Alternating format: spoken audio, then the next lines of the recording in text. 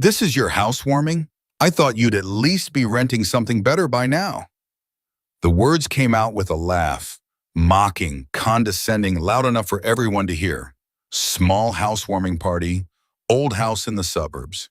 Simple food on folding tables. Borrowed chairs from neighbors. The single father stood there, wearing an old button-down shirt, paint still on his hands from fixing the walls. His ex-girlfriend, designer clothes, perfect makeup, standing next to her new boyfriend. Behind the father, a small boy gripped his hand tighter, watching, listening. In that moment, the father wasn't hurt by being poor. He was hurt by remembering he'd once loved the wrong person. But 5 minutes later, everything changed. When 5 supercars pulled up outside. His name was Daniel Cross, 41 years old, single father for 7 years. His ex-girlfriend, Jessica, had left when things got hard, when the money ran out, when success turned to struggle.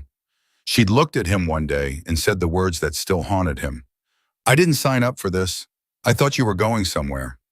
She was gone within a week, didn't even say goodbye to their son, Ethan. Just packed her designer bags and left. Daniel raised Ethan alone, 6 years old when his mother left. Confused, hurt, asking why. "Mommy had to go, baby, but I'm here. I'll always be here." For 7 years, Daniel kept that promise. Worked, provided, sacrificed, put Ethan first in everything. The house was his first real achievement. Not much.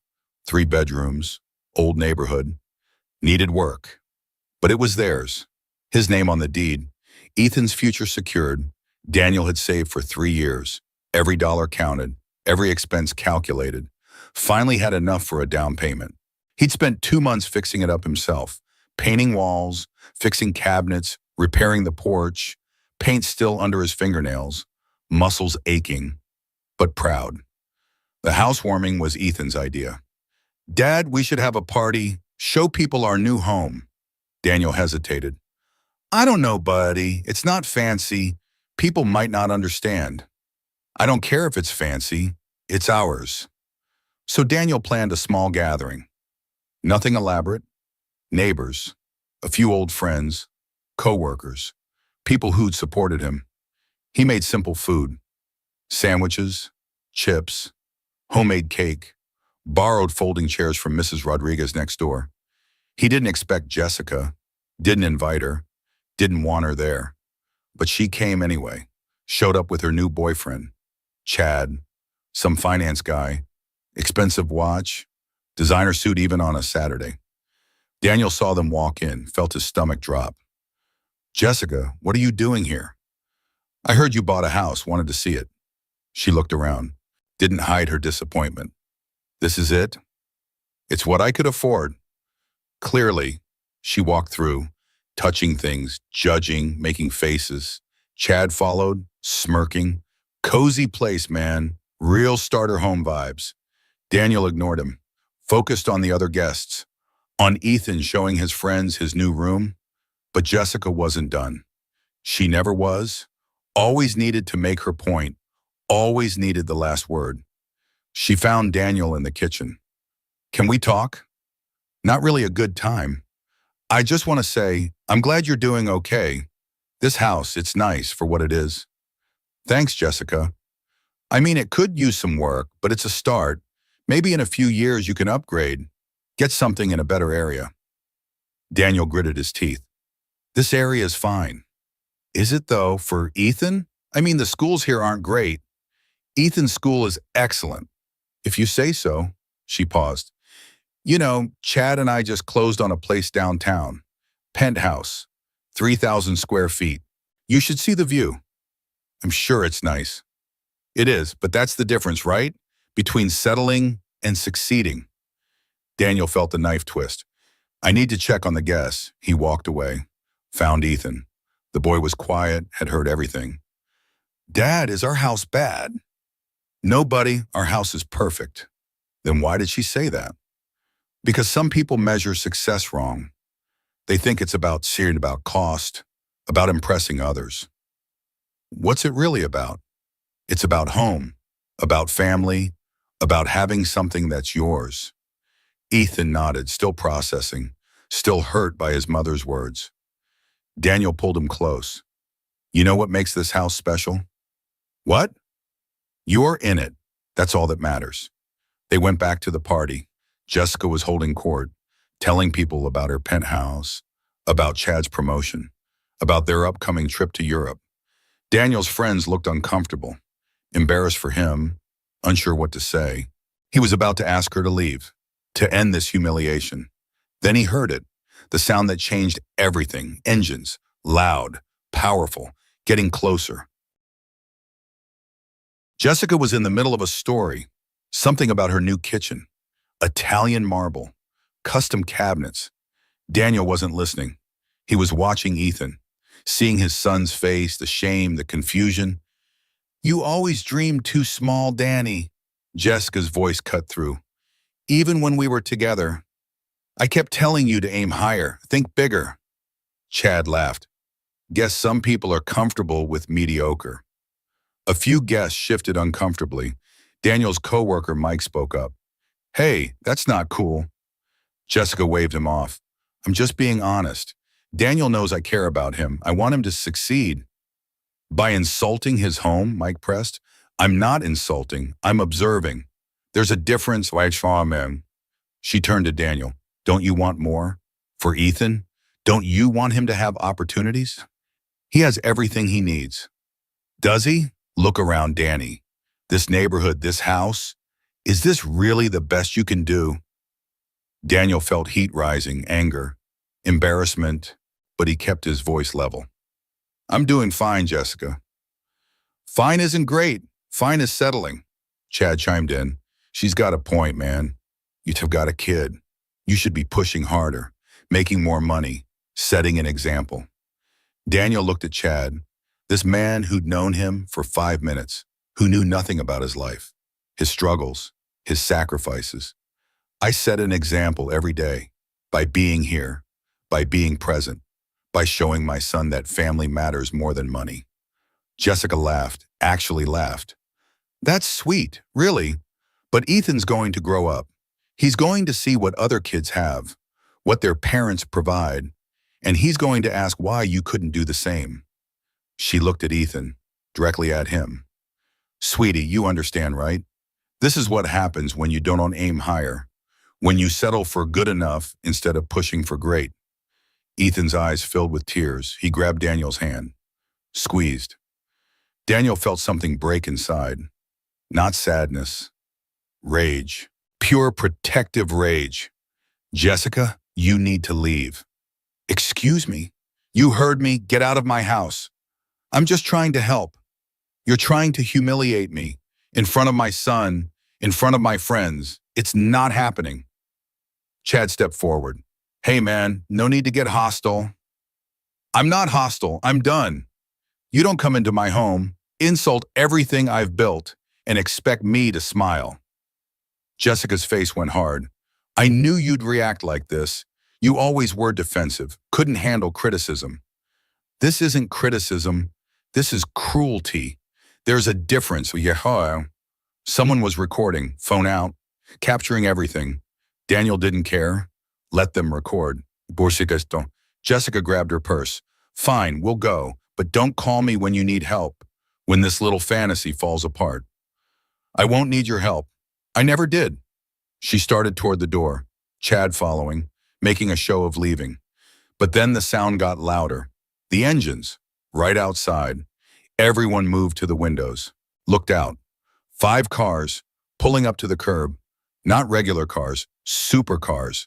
Ferrari, bright red, gleaming, Lamborghini, matte black, aggressive, McLaren, electric blue, futuristic, Porsche GT3, white, racing stripes, Aston Martin, silver, classic. The engines cut, doors open. 5 men stepped out, not young, 40s, 50s, dressed casually, jeans, polo shirts, nothing flashy, but the cars. The cars spoke volumes. The party went silent. Everyone staring. Jessica's mouth fell open. What the hell? The five men walked toward the house, confident, relaxed, like this was normal. Daniel's face changed. Surprise? Recognition? Something else. The first man reached the door, knocked. Daniel opened it. Marcus! Daniel's voice filled with genuine warmth. Danny boy! The man pulled Daniel into a hug. Sorry we're late. Traffic was murder. The other four filed in, each one greeting Daniel like old friends. Hugs, handshakes, laughter. Where's the birthday boy? One asked. Housewarming, actually, Daniel corrected. Even better. Congratulations, man. You earned it. Jessica stood frozen, watching, trying to process. Chad whispered to her, Who are these guys? I don't know. One of the men noticed her, looked closer. Wait, Jessica? She nodded, uncertain. You probably don't remember me. Marcus Chen. I met you once, 7 years ago, right before you left Danny. Jessica's face went pale. I don't remember. That's okay. We remember you. His voice wasn't hostile, just factual. Another man spoke. You're the one who said he was going nowhere, right? That he'd peaked? Jessica tried to smile. I didn't. I mean, things were complicated. Sure they were. He turned to Daniel. Where do you want us to put the gifts? Gifts? Guys, you didn't have to. Of course we did. You bought a house. That's huge. They brought in bags, boxes, nothing flashy, just thoughtful. Tools for the house, gift cards for furniture, a savings bond for Ethan. The party guests watched, confused, amazed. Mike leaned over to Daniel. Dude, who are these people? Daniel smiled, small smile, private. Old friends? Jessica couldn't stay quiet. Daniel, what's going on? Who are these men? One of them answered, the one named Marcus. We're his partners. Well, former partners. Daniel sold us his shares in the company we built together. What company? TechCore Solutions. You wouldn't know it. We were tiny when you knew Danny. Just 5 guys in a garage, dreaming big. Chad spoke up. TechCore? The software company? That's worth like billions. Close to 8 billion now. Yeah. The room went dead silent. Jessica stared at Daniel. You? You were part of that? Marcus answered for him. Part of? He founded it. We were his team. He built the first product, secured the first clients, made all of us rich. Then why? Why is he living here? Because he chose to, sold his shares, took care of his kid, invested in what mattered. Another man added, we tried to get him to stay, offered him everything, but he said no, said being a father was more important. We thought he was crazy, Marcus said, but we were wrong. He knew what mattered. Jessica couldn't speak, couldn't move. Chad looked sick. So you're wealthy? Daniel finally spoke. I'm comfortable. I invested wisely, but I wanted Ethan to grow up normal, not spoiled, not entitled, so we live modestly. This whole time, the party had transformed, the energy completely different. Everyone wanted to talk to the 5 men, wanted to hear the stories. Jessica stood in the corner, Chad beside her, both quiet, both processing. Marcus was telling the origin story, how they'd met, how Daniel had the vision. Danny was the only one who saw it. The rest of us were just coding, just building. He saw the business, the potential, the future. Another partner joined in. He worked 20-hour days, lived on ramen, slept in the office, all while going through a divorce and raising a baby. We all worked hard, but Danny was different.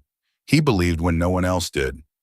The third partner added, when we got our first big client, Boeing, that was all Danny. He pitched them, closed the deal, made us legit.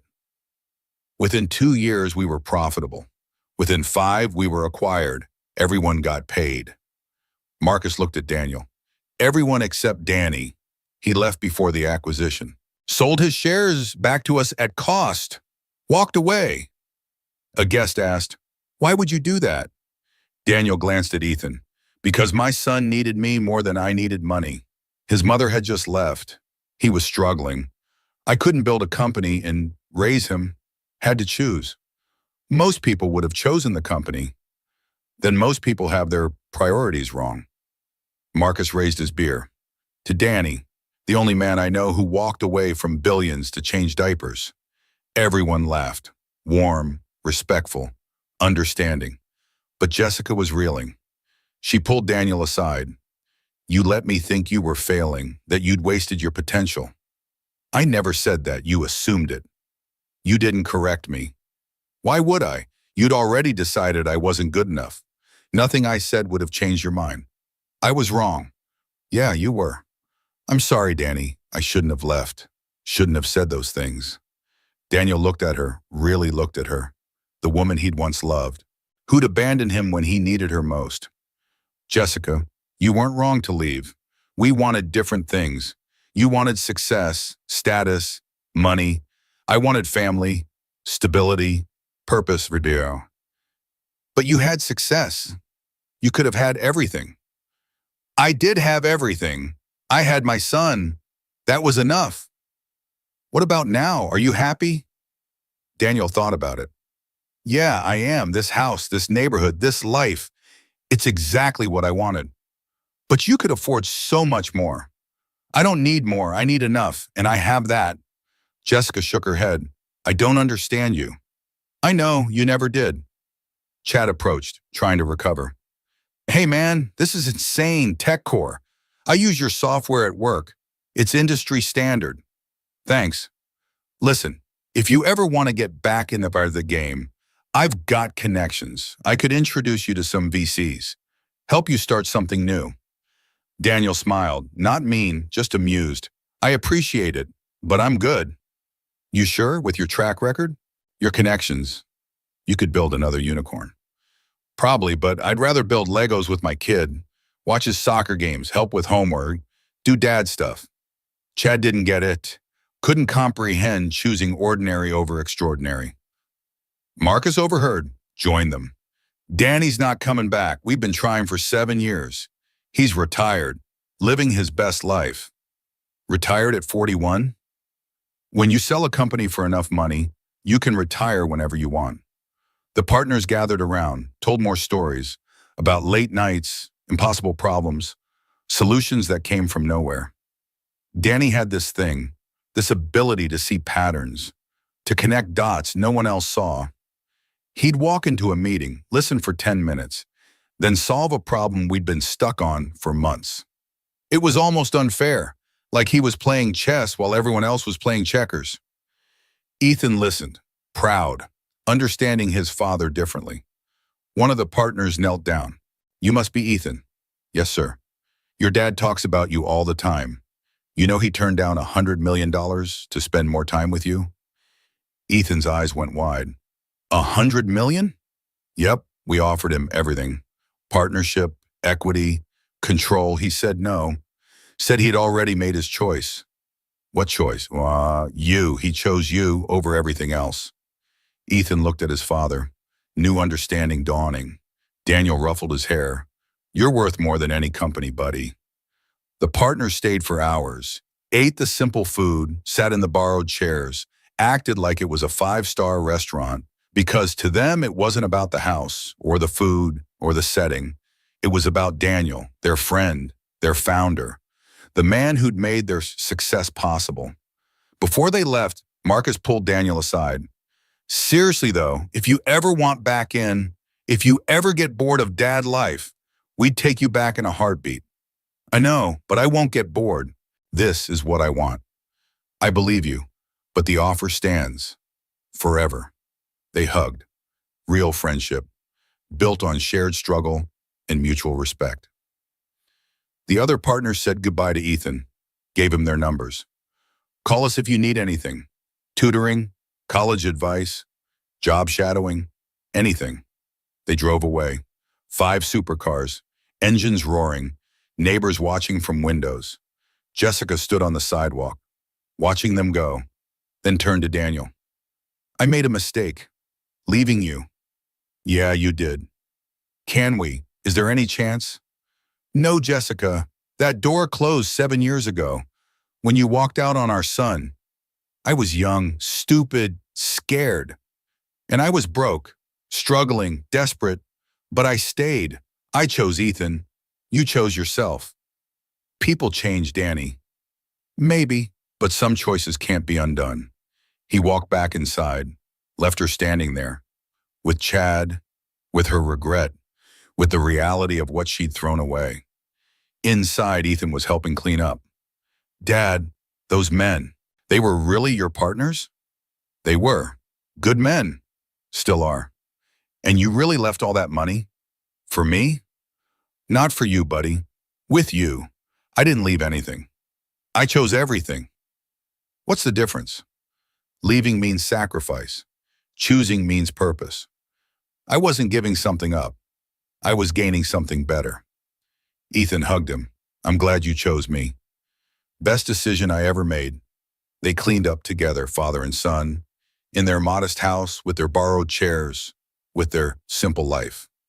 Outside, Jessica got in Chad's car, drove away. Neither spoke.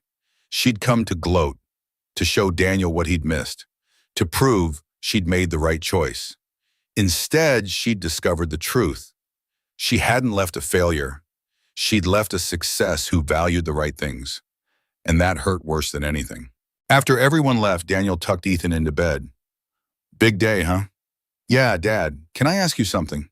Always. Why didn't you tell anyone about the company, about the money? Daniel sat on the edge of the bed. Because it doesn't matter. The company was the past. You're my present. This house is our future. But people treated you like you were poor. I am poor compared to what I could have been, but I'm rich in what matters. Mom didn't think so. Daniel sighed.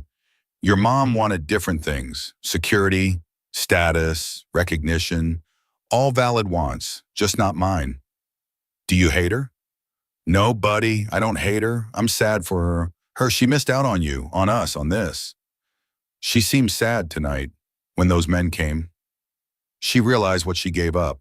That's hard for anyone. Ethan was quiet, processing. Dad, are we really okay? With money? Daniel smiled. We're more than okay. I invested wisely. We have everything we need and plenty saved for your future. Then why do we live here? Why not a big house? Because a big house doesn't make a happy home. People make a happy home. You and me, we're happy here, aren't we? Yeah, I love our house. Then that's all that matters. Ethan settled into his pillow. Dad, those men, they really respect you. We built something together, went through hard times. That creates bonds. Will I have friends like that? If you're loyal, if you're honest, if you choose character over convenience, yeah, you'll have friends like that. I want to be like you when I grow up. Daniel felt tears prick. You're already better than me, buddy. You're kinder, braver, more understanding. But you built a company, made millions. Money isn't success, Ethan. Being a good person is success. Being payeur for people, doing the right thing even when it's hard, that's what matters. Is that why you left the company? To do the right thing? I left because you needed me, because being your dad was more important than being a CEO, and I'd make that choice again. Every time. Ethan hugged him. I love you, Dad. I love you too, buddy. More than you know. Daniel turned off the light, closed the door, walked to his own room, sat on his bed, looked around the simple room. Simple furniture. Simple life. His phone buzzed. Text from Marcus. Great party, man. Thanks for letting us crash. Ethan's a good kid. You did well. Daniel typed back. Thanks for coming. Meant a lot. Anytime, brother. We wouldn't be where we are without you. Never forget that. I won't. Another text came in. Unknown number. He opened it. Danny, it's Jessica. I know I don't have the right, but I'm sorry for everything. You were always enough. I was too blind to see it.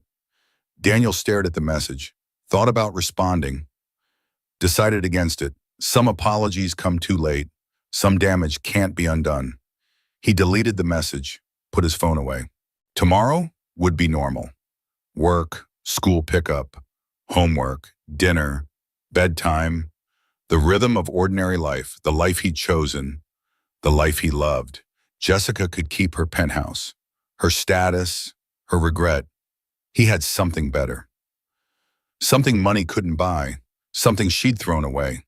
He had Ethan. He had purpose, he had peace. That was worth more than any company, any wealth, any validation from people who had doubted him. He'd proven nothing tonight, to himself, to the world. He'd simply lived his truth and let others draw their own conclusions. That was enough.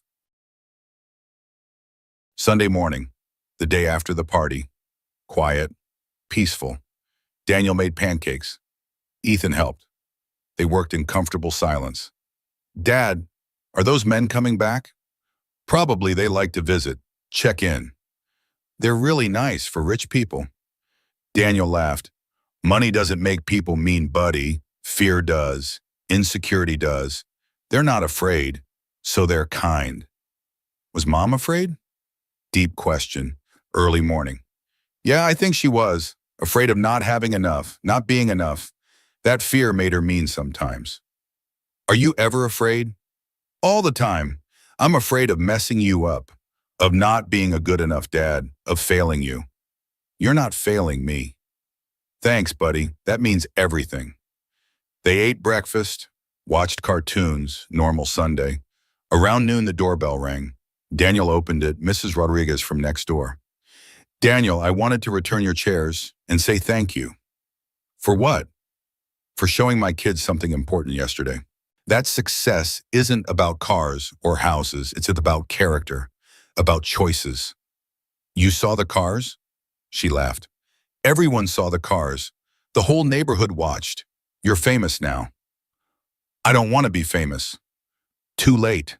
You're the guy who turned down millions to be a dad. That's powerful. I was just doing what made sense. To you, maybe. To the rest of us, you're a hero. You showed that family comes first. That's rare. She left. Daniel stood in the doorway, thinking. His phone rang. Unknown number, he answered. Mr. Cross, this is Jennifer Park from the local news. We heard about yesterday, the Supercars, the backstory. We'd love to interview you. No, thank you. It's a great story, inspiring. People would... I said no, thank you. I appreciate the interest. But my life isn't a story, it's private. He hung up.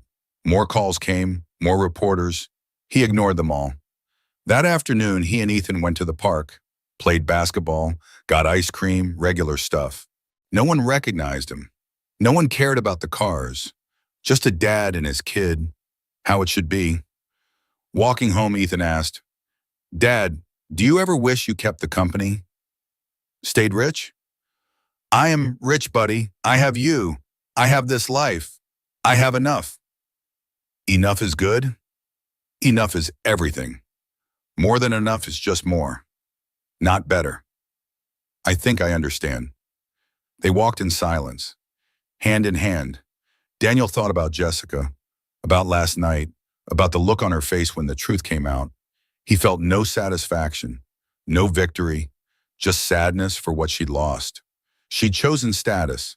He'd chosen substance. Both got what they chose. His phone buzzed. Text from Marcus. Reporters calling you? Yeah, I'm ignoring them. Smart. Want us to issue a statement? Tell them to back off?